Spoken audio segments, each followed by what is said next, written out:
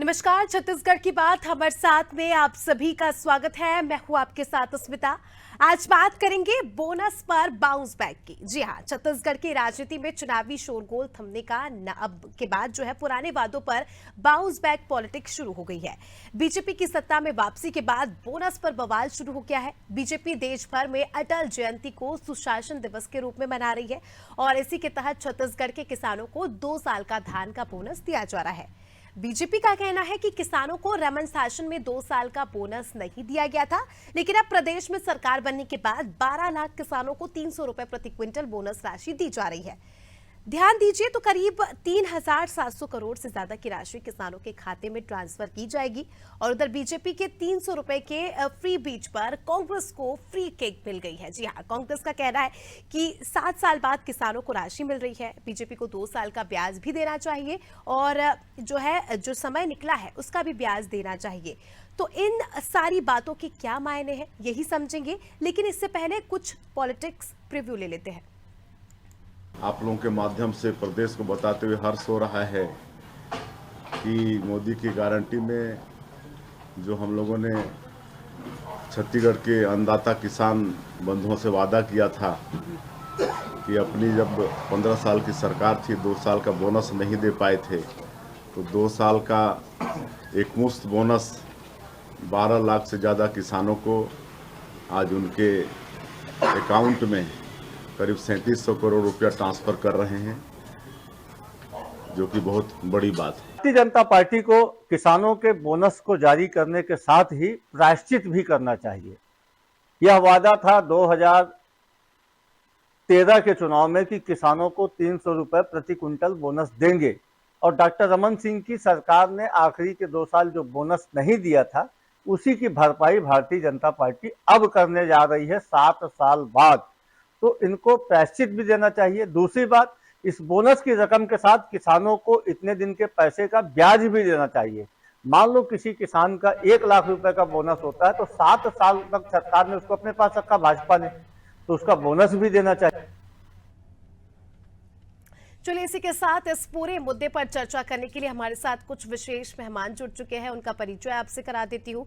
हमारे साथ बीजेपी प्रवक्ता भूपेंद्र नाग जी जुड़ चुके हैं। रुपेश दुबे जी हमारे साथ कांग्रेस से जुड़ चुके हैं। साथ ही वरिष्ठ पत्रकार नागेंद्र वर्मा जी हमारे साथ पैनल पर जुड़ चुके हैं। सभी मेहमानों का बहुत बहुत स्वागत है अनादि टीवी में। सबसे पहले भूपेंद्र जी, आपसे सवाल करना चाहूंगी। बोनस राशि जो 2 साल की रह गई थी वो आपने दी, काफी अच्छी बात है, ट्रांसफर हो रही है धीरे धीरे। क्या वजह थी? क्योंकि वादा 2013 में क्या था, 3 साल दिया भी, 2 साल क्या वजह थी जो नहीं दे पाई सरकार? पहले तो अनादि टीवी के सभी दर्शकों को मेरा नमस्कार। देखिए, उस समय जब भारतीय जनता पार्टी की सरकार थी, निश्चित एक कहना चाहिए जो वादा भारतीय जनता पार्टी के माध्यम से किया गया था, तात्कालिक परिस्थितियों के आधार पर यदि कुछ चीज संभव नहीं हो पाई, जिसका परिणाम भी हमको कहना चाहिए चुनाव में देखने को मिला था, उसको सहर्ष हमने स्वीकारते हुए हम आगे बढ़े थे। इसके बाद 5 वर्षों में कांग्रेस की सरकार रही। जैसे ही भारतीय जनता पार्टी ने वापसी की है, अपने वादों को, ऐसे कई राजनीतिक दल है जो ऐसा वादा करते हैं और फिर यदि ऐसा समय आने के बाद भूल जाते हैं, लेकिन भारतीय जनता पार्टी को वो बात याद है। अब जब सरकार में आए हैं तो उस वादे को पूरा करते हुए पिछला जो बोनस की राशि है उसको देने का काम आज इस सुशासन दिवस के अटल जी के स्मृति में हम आज देने का जो काम है भारतीय जनता पार्टी के माध्यम से हो रहा है। ठीक है, कांग्रेसियों का ये भी कहना है कि आपको प्रायश्चित भी करना चाहिए, क्योंकि अब 7 साल हो गए हैं, 5 साल वो और 2 साल आपने जो बोनस नहीं दिया, तो आपको ब्याज भी देना चाहिए उसका। उस पर क्या कहेंगे? देखिए, भारतीय जनता पार्टी है, इस कारण से बोनस की राशि जो पिछले कार्यकाल में भारतीय जनता पार्टी के समय वादा किया गया था उसको दे रही है। कोई और राजनीतिक दल होता तो ये बात को शायद वो भूल भी जाते और वर्तमान मुद्दों और परिस्थितियों के आधार पर चल रहे होते। जिस परिस्थिति में छत्तीसगढ़ को कांग्रेस की सरकार ने 5 सालों में छोड़कर रखा हुआ है, उस 5 साल के कार्यकाल में जो टोटल कर्ज जो छत्तीसगढ़ का है उसका 66% इसी समय जो लिया गया था और जिस स्थिति में छत्तीसगढ़ को छोड़ के गए हैं, तो जितने चीजें संभव है उसको करने का प्रयास भारतीय जनता पार्टी जो है एक गति के साथ कर रही है। ठीक है, रुपेश जी, आपने सुना हमारे बीजेपी प्रवक्ता को। उनका कहना है कि उन्होंने जो वादा किया था वो पूरा वो कर रहे हैं, 2 साल वो नहीं कर पाए तो उन्होंने जनता ने उनको परिणाम भी बता दिया और अब क्योंकि जनता ने फिर से विश्वास जताया है तो वो जनता के विश्वास पर खरा उतर रहे हैं। अस्मिता जी नमस्कार जी। देखिए, जिस प्रकार से छत्तीसगढ़ में भाजपा सत्ता के लिए किसी भी हद तक जा सकती है, किसानों के बोनस पहले नहीं दिया गया था, अभी सत्ता में आने के बाद वो दे रहे हैं, ये किसानों को सिर्फ अपने सत्ता प्राप्ति का माध्यम मानते हैं। ठीक है। जैसे कि 7 साल के बाद दे रहे हैं, निश्चित रूप से किसानों के साथ अन्याय भाजपा ने किया था, उसका प्रायश्चित करते हुए इन्हें धान के जो बोनस की राशि है वो ब्याज सहित तो किसानों को वापस करने चाहिए। देखिए, जब जब भी भाजपा सुशासन की बात करती है, भाजपा का कुशासन और स्पष्ट रूप से प्रमाणित होता है।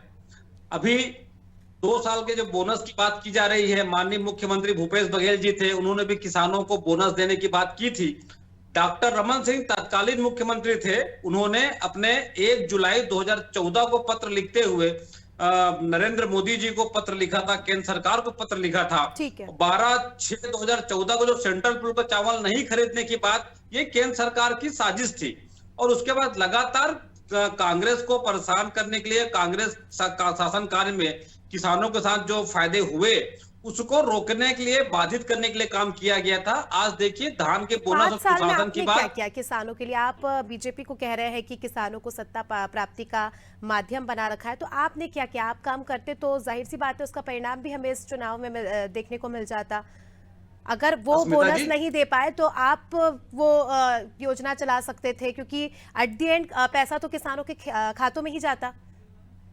अस्मिता जी, कांग्रेस ने 2500 रुपए में धान खरीदने की बात की थी, लेकिन केंद्र सरकार ने सेंट्रल पूल का चावल नहीं खरीदने का अड़ंगा लगाया। उसके बाद राजीव गांधी किसान न्याय योजना लागू करके हमने किसानों का कर्जा माफ किया, और किसानों के कर्जा माफ के साथ 2500 को जो धान खरीदी करने की थी, समर्थन मूल्य में अंतर की राशि थी, वो भुगतान किए, जिसके कारण लगातार छत्तीसगढ़ में कांग्रेस कार्यकाल में कृषि का रकबा बढ़ा, किसानों की संख्या बढ़ी। इनके कार्यकाल में 13 याद दिला दूं, आपकी ही पार्टी के नेता चुनाव प्रचार के दौरान 3600 रुपए में धान खरीदी की बात करते हैं, फिर आपके मैनिफेस्टो में वो राशि बदलकर 3200 हो जाती है। तो कहीं ना कहीं आप किसानों को टारगेट नहीं बना रहे थे इसमें? अस्मिता जी, कांग्रेस किसानों को टारगेट नहीं, कांग्रेस ही ऐसी पार्टी रही छत्तीसगढ़ में 5 साल में जिन्होंने ग्रामीण अर्थव्यवस्था मजबूत की।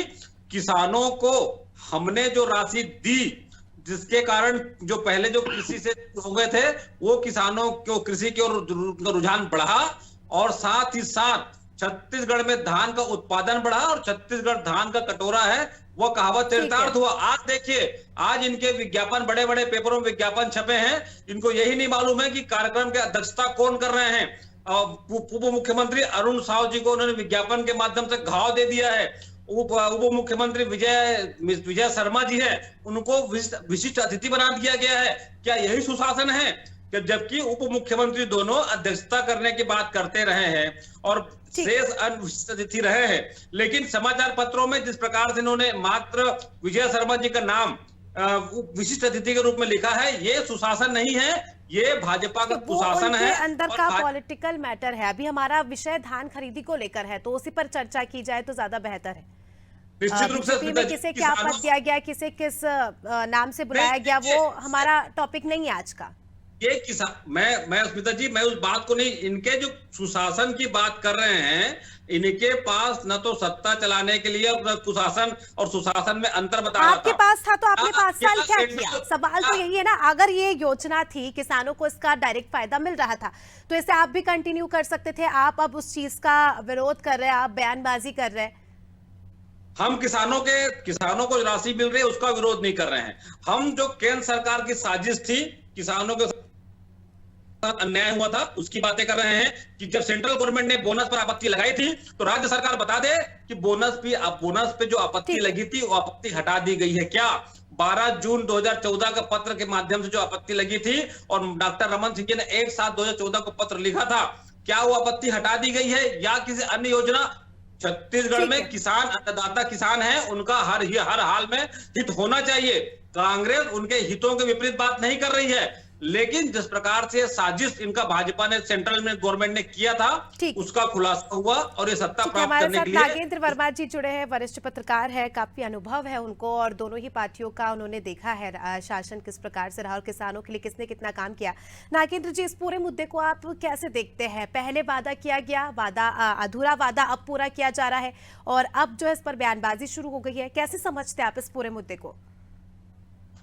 देखिए अस्मिता जी, एक चीज तो बहुत सभी को समझ लेना चाहिए कि हमारे देश और प्रदेश की जो अर्थव्यवस्था है मूलतः कृषि पे आधारित है। बिल्कुल। तो किसान जो है वो वोटर है, वो ही सरकार बनाते हैं और उनकी उपेक्षा कोई भी दल जो है वो नहीं कर सकता। इसलिए कोई भी अगर ये कहता है कि हमारी सरकार ये करती है और फला पार्टी की सरकार ये करती है, तो ये बात बिल्कुल खारिज करने योग्य है। अब दूसरी बात हम ये समझ लें कि बीजेपी ने जो वायदा खिलाफी करी थी पिछली बार, उसके ही चलते वो खारिज कर दी गई थी सत्ता से, और बाद में जब वो वापस आई है तो निसंदेह उन्होंने सुबह का भोला शाम को घर लौट आया वाली प्रक्रिया अपनाई है और उन्होंने किसानों की सिद्ध ली है। और जाहिर है जब वो अब इस पे लगे हुए हैं तो बेहतर होगा। और जो भी पार्टी की सरकार आएगी अब उसको किसानों के हित की चिंता तो करनी ही पड़ेगी, ये तो तय है जी। बिल्कुल। और छत्तीसगढ़ की अगर बात करें तो धान किसानी हम कह सकते हैं कि यहाँ की छत्तीसगढ़ की अर्थव्यवस्था में भी इनका बहुत ज़्यादा महत्व है और कहीं ना कहीं किसान जो है सरकार पर डिपेंडेंसी यहाँ पर ज़्यादा है। तो ऐसे में बहुत ज़रूरी हो जाता है कि सरकार का किसानों के हित में काम करना और उनको कितनी सुविधाएं हम कह सकते हैं प्रदान करें, उस पर ध्यान देना। भूपेंद्र जी, 12 लाख किसानों के अकाउंट में जो है राशि ट्रांसफर होगी। ऐसे में कुछ किसान ऐसे हैं जो उस टाइम पे रजिस्ट्रेशन नहीं करा पाए थे, उनका नाम इसमें शामिल नहीं है, वो अब अपने आप को ठगा महसूस कर रहे हैं, उनके लिए क्या कुछ व्यवस्था आप पार्टी करेगी? देखिए, कहना चाहिए भारतीय जनता पार्टी के माध्यम से प्रत्येक किसान के साथ किसी भी प्रकार का अन्याय ना हो, इस हेतु रचना जो है तैयार करने के लिए बातें लगातार होती रहती हैं। क्योंकि अभी लगातार जिस प्रकार से पिछली बातों को पूर्ण करने का एक प्रक्रिया जो चला है, हम एक देखते आ रहे हैं जब से सरकार बनी, पहली कैबिनेट की बैठक होती है तो आवास का विषय, उसके बाद फिर धान खरीदी का विषय और फिर बोनस का विषय, हम इस पे लगातार काम कर रहे हैं, आगे बढ़ रहे हैं योजनाबद्ध तरीके से। किसान ही नहीं, छत्तीसगढ़ के प्रत्येक जनता के विकास और उसके न्याय के लिए भारतीय जनता पार्टी योजनाबद्ध तरीके से काम करेगी और हितों के लिए सभी के काम करती रहेगी। ठीक है, काम तो करेगी, लेकिन अभी जो पहली कैबिनेट की बैठक हुई आपकी, उसमें किसानों को लेकर कोई बड़े फैसले नहीं लिए गए। मुझे याद है चुनावी प्रचार प्रसार के दौरान आपकी पार्टी के नेता ही कहते थे कि किसान ही हमारी प्राथमिकता है, उन्हें ही सबसे पहले इंपॉर्टेंस दी जाएगी। लेकिन जिस हिसाब से कैबिनेट की बैठक में भी हमने देखा, कुछ बड़ा फैसला नहीं लिया गया किसानों को लेकर। जी देखिए, अब मैं पहले भी इस बात को बोल चुका हूं, मैं दोबारा इस चीज को बोल रहा हूं कि कैबिनेट की बैठक होती है पहली, उसके बाद आवास का विषय, उसके बाद फिर कहना चाहिए धान खरीदी का, फिर बोनस का। अभी जो परिस्थिति में छत्तीसगढ़ जिस कर्जे में डूबी हुई थी इन 5 वर्षों में, उसके बाद की जो परिस्थिति बनी है, जब विकास हमको करना है, साथ ही कहना चाहिए किसानों के साथ साथ पूरे प्रदेश की जनता का चिंता उसमें होना है, तो उस समय जितनी चीजें संभव है धीरे धीरे उस दिशा में हम बढ़ रहे हैं और काम करने का प्रयास कर रहे हैं। निश्चित ही आने वाले समय में हम और तेज गति के साथ, चाहे वो किसानों का विषय हो, चाहे अन्य देश प्रदेश की जनता का विषय हो, उस पे कार्य करने का और बेहतर प्रयास करते रहेंगे और आगे बढ़ेंगे। ठीक है रुपेश जी, क्या कहेंगे आप? देखिए 5 साल आपकी सरकार थी, कई सारी ऐसी खबरें सामने आ रही थी जहां पर धान किसानों का दर्द हमें देखने को मिल रहा था। धान खरीदी केंद्र पर कोई व्यवस्था नहीं देखी जाती थी, किसान परेशान होते थे, लंबी लंबी कतार में उन्हें खड़े रहना पड़ता था और इस प्रकार की काफी ज्यादा समस्याएं आती थी। और इसका परिणाम भी हम कह सकते कि हमें देखने को मिला, जो किसान परेशान हुए उसने आपकी पार्टी को परेशान कर दिया। पिताजी, कांग्रेस सरकार आने के बाद पहले खुले में धान रखते थे तो धान सड़ जाता था। कांग्रेस सरकार आने के बाद धान के लिए चबूतरा बनाया गया, शेड बनाया गया। लेकिन सबसे महत्वपूर्ण बात यह है कि अभी पूरी तरह से बात स्पष्ट हो गया है कि भाजपा ने अपने कुशासन के चलते और अपने प्रायश्चित करने के लिए अभी 2 साल का बोनस दे रहे हैं। ये किसानों की चूक नहीं है, भाजपा की चूक है, भाजपा सरकार की चूक है। ऐसी स्थिति में चूक के साथ जो ब्याज होता है उसकी भरपाई करते हुए इन किसानों के जो सच्चे हितैषी हैं, तो किसानों को 7 साल का जो अभी 2 साल का जो बोनस दे रहे हैं वो ब्याज सहित उन्हें देना चाहिए, जिससे किसानों का वही तो कहना है कि कर्ज में आपने प्रदेश को डुबो दिया है तो उसकी भरपाई करेंगे, उसके बाद जो प्रोसेस होगा वो करेंगे। अस्मिता जी, 70 साल में देश में 55 लाख करोड़ कर्ज था। आज 10 साल में 205 लाख करोड़ रुपए कर्ज हो चुका है। ये केंद्र सरकार और भाजपा की नीति रही है। कहां देश में भाजपा की सरकार है, सारे राज्यों में बीजेपी की सरकार है। भूपेंद्र जी आपको जवाब दे रहे थे। जवाब दीजिए। नहीं, जब भी इन कांग्रेस के 5 वर्ष के कार्यकाल के ऊपर हम प्रश्न उठाएंगे, ये निश्चित केंद्र की ओर भागेंगे, देश में जो सरकार चल रही है उस ओर भागेंगे। आप अभी बोल रहे थे धान खरीदी के लिए चबूतरा बनाया है, आपने चबूतरा कितना बनाया वो तो पता नहीं, लेकिन इन समय में इन 5 वर्ष के कार्यकाल में बेवकूफ बनाने का काम जरूर जनता को किया है, किसानों को किया है। वो धान के बोरे से शुरुआत होती थी उनकी प्रताड़ना की, और वो जाकर कहना चाहिए बिक्री तक चलता था। उनके जो किस्त में मिलने वाले पैसे हैं वो पूरे नहीं मिलते थे, वहां तक चलता था। धान के बोरे के लिए तड़पते तड़पते जब वो उसके बाद भी जब दोबारा किसानी के लिए उतरते थे तो खाद और बीज के लिए भी, खाद में कितना बड़ा भ्रष्टाचार हुआ करता था, खाद उनको उपलब्ध नहीं हो पाता था। आप इस बात को भी खुलासा करिए कि जूट कमिश्नर के माध्यम से बारदाना की सप्लाई सेंट्रल गवर्नमेंट की नीति है, सेंट्रल गवर्नमेंट का ये कर्तव्य बनता था। इस धान खरीदी के विषय में किसी भी प्रकार की पूर्व योजना जो है छत्तीसगढ़ सरकार की नहीं रहती थी। यूरिया उपलब्ध कराया, छत्तीसगढ़ में जो सरकार 5 साल चली है उसकी योजना बिल्कुल नहीं रही है किसानों को लेकर किसी भी प्रकार की। ये उस विफलता का कारण था, उसका परिणाम था। बिल्कुल, हमने भी तस्वीरें देखी रुपेश जी, किस प्रकार से किसान धान खरीदी केंद्र के बाहर परेशान, और जैसे अभी मैंने जिक्र किया उन सब परेशानियों का क्या, क्योंकि कहीं ना कहीं किसान इन सब बातों को ध्यान में रखते हैं, और जब वो वोट डालने जाते हैं तो उनके दिमाग में होता है कि हम जब गए थे हमारे लिए क्या कुछ व्यवस्था थी, और जिस प्रकार से परेशानियों का सामना उन्हें करना पड़ता है, तो कहीं ना कहीं उसका परिणाम भी हमें इस बार के चुनाव में देखने को मिला। इस बात से आप नकारा नहीं कर सकते, इस बात की आप मनाही नहीं कर सकते, जिस हिसाब से परेशानियां हुई। जी अस्मिता जी, कांग्रेस ने किसानों के लिए सर्व सुविधा युक्त किसान सेवा केंद्र स्थापित किया था, धान फिर खराब ऐसी ना हो। तस्वीरें क्यों सामने आती थी? किसान परेशान हो रहे, लंबी लंबी कतार, 3-3 4-4 दिन लग जाते थे, किसानों का धान नहीं बिकता था। ये कांग्रेस कार्यकाल में नहीं होता था। कांग्रेस कार्यकाल में किसानों को टोकन मिलता था, ऑनलाइन टोकन उपलब्ध कराते थे, किसान ले जाकर के तौला करके अपने धान को बेच देते थे, और उनको लगातार पिछले 5 साल में कोई भी किसान कभी धान बेचने के नाम से परेशान नहीं हुआ। ऑनलाइन वही भेजते थे जिन्हें टेक्नोलॉजी की समझ हो, बाकी जो ग्रामीण अंचल से जो किसान आते थे वो उनको लंबी लंबी कतारों में लगना पड़ता था। तस्वीरें आप देखिएगा गूगल करके, आप आपको समझ में आ जाएगा सर। अस्मिता जी देखिए, व्यवस्थाएं तत्कालिक रूप से वहां होती है, कहीं अव्यवस्था हुई होगी, उसके कारण सरकार को दोषारोपण नहीं किया जा सकता, लेकिन धान खरीदी के मामले में हो या किसानों को सुविधा देने के मामले में, यहाँ पर सवाल पूछा जा रहा है, सवाल का जवाब तो देना ही होगा, कोई किसी पे दोष नहीं लगा रहा यहाँ पर। नहीं, कांग्रेस के कार्यकाल में किसानों को जो सुविधाएं मिली धान खरीदी केंद्रों में, उसके कारण किसान कहीं परेशान नहीं हुए। जनादेश यदि कांग्रेस के खिलाफ आ गया है तो इसका मतलब ये नहीं है कि आक्रोशित थे इसलिए जनादेश दे दिया। निश्चित रूप से चुनाव में हार जीत लगा रहता है, लेकिन कांग्रेस सरकार ने किसानों के लिए जो काम किया, और जो किसानों का लगातार धान का रकबा बढ़ा, किसानों की संख्या बढ़ी, धान का उत्पादन बढ़ा, छत्तीसगढ़ में धान खरीदी ऐतिहासिक रिकॉर्ड कायम हुआ। ये पूरी तरह से कांग्रेस की सुनियोजित नीति और किसानों के हितों के लिए जो योजनाएं बनाई गई थी उसका परिणाम था। इनके 15 साल में कितने किसान थे और कांग्रेस के 5 साल में कितने किसान हुए, इनके 15 साल में कितने उत्पादन हुए और पिछले 5 साल में कितने उत्पादन हुए, इससे पूरी तरह से मामला स्पष्ट हो जाता है। किसानों को उत्पादन बढ़ता है और छत्तीसगढ़ सरकार ने धान का एक दाना खरीदा। अभी तो आने वाला समय ही बताएगा कि कितने खुश है किसान। नागेंद्र जी, जिस प्रकार से आपने पूरी चर्चा को सुना, देखिए किसानों ने इस बार बीजेपी पर विश्वास जताया और बीजेपी ने भी जो है किसानों के लिए कई सारी घोषणाएं की, कई सारे वादे किए। क्या कहेंगे आप आपके अनुभव की तर्ज पर, जिस प्रकार से 2013 में हुआ, आधे वादे पूरे हुए, आधे रह गए, क्या इस बार भी हमें वो देखने को मिलेगा या बीजेपी जो है वाकई किसानों के लिए काम करेंगी?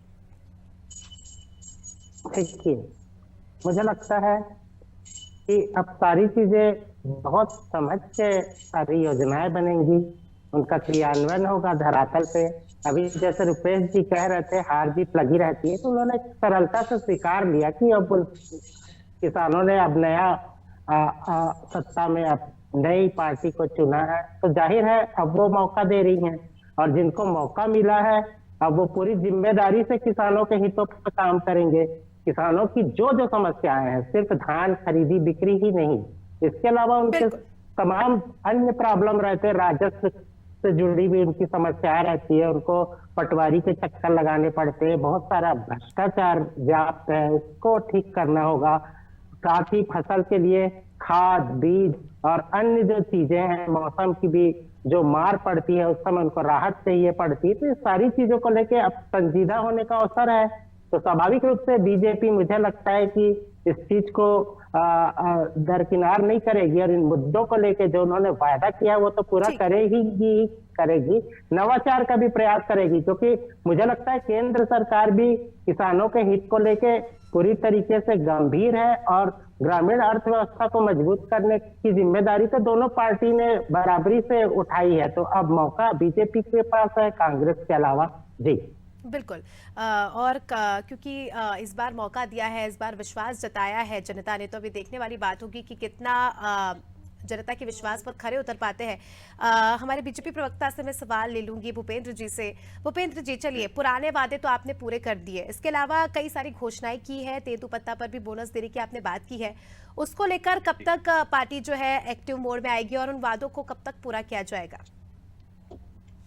देखिए, लगातार जो कैबिनेट की बैठक हो रही है उसमें हर बार हम बड़े फैसले और बड़े निर्णय जो है वो देखते आ रहे हैं और बहुत ही जल्द गति से जितने वादे हमने किए हैं वो एक ही समय पे करना तो संभव नहीं हो सकता, लेकिन ये नित्य प्रक्रिया है। हम धीरे धीरे जो स्थिति छत्तीसगढ़ की है उसमें सुधार करते हुए वे सारे वादे जो मोदी जी के गारंटी के रूप में किए गए हैं उसको 100% पूरा भारतीय जनता पार्टी करेगी, यह और तय सीमा में करेगी। इसका पूर्ण प्रयास भारतीय जनता पार्टी कर रही है। ठीक है, चलिए, तो अब आने वाला वक्त ही बताएगा। चलिए, बहुत बहुत शुक्रिया आप सभी मेहमानों का हमारे साथ जुड़ने के लिए और चर्चा में शामिल होने के लिए। तो देखिए, धान किसान छत्तीसगढ़ की अर्थव्यवस्था का एक बहुत ही बड़ा आयाम है और हम ये भी कह सकते हैं कि धान किसान ही छत्तीसगढ़ की पहचान है और इन्हीं धान किसानों की हम कह सकते हैं कि बदले कोई भी सरकार बनती है और बिगड़ भी सकती है। और बीते वर्षों में अगर हम देखें तो लगातार किसानों की संख्या बढ़ती जा रही है। ऐसे में दोनों ही पार्टियां जो है किसानों के हित में काम करती है, ऐसा उनका दावा है और हर बार जो है किसान पार्टियों पर भरोसा जताते हैं। 2013 में भी जिस प्रकार से किसानों ने बीजेपी पर भरोसा जताया था, बीजेपी के वादों पर भरोसा जताया था और कहीं ना कहीं आधा वादा ही पूरा करके जो है बीजेपी यहाँ पर सिमट कर रह गई थी और इसका परिणाम भी हमने आगामी चुनाव में देखने को मिला। हमने देखा कि 2018 में किस प्रकार से सरकार गिर गई और अब एक बार फिर से यहाँ पर बीजेपी को जो है जनता ने मौका दिया है और बीजेपी भी अपनी जो पुरानी भूलें हैं, पुरानी गलतियां हैं, उसे सही करने की कोशिश कर रही है, कवायद में जुट चुकी है। अब देखना खास ये होगा कि पुराने वादे पूरे करने के बाद पार्टी नए वादों को लेकर क्या कुछ एक्शन लेती है और छत्तीसगढ़ में धान किसानों को लेकर क्या कुछ बदलाव आते हैं, उनके लिए क्या कुछ व्यवस्थाएं सुनिश्चित की जाती है और मैनिफेस्टो में जो उनके लिए वादे किए गए थे वो कब तक पूरे होते हैं, देखने वाली बात होगी। फिलहाल छत्तीसगढ़ की बात में इतना ही। दीजिए मुझे इजाजत। देखते रहिए अनादि टीवी। नमस्कार।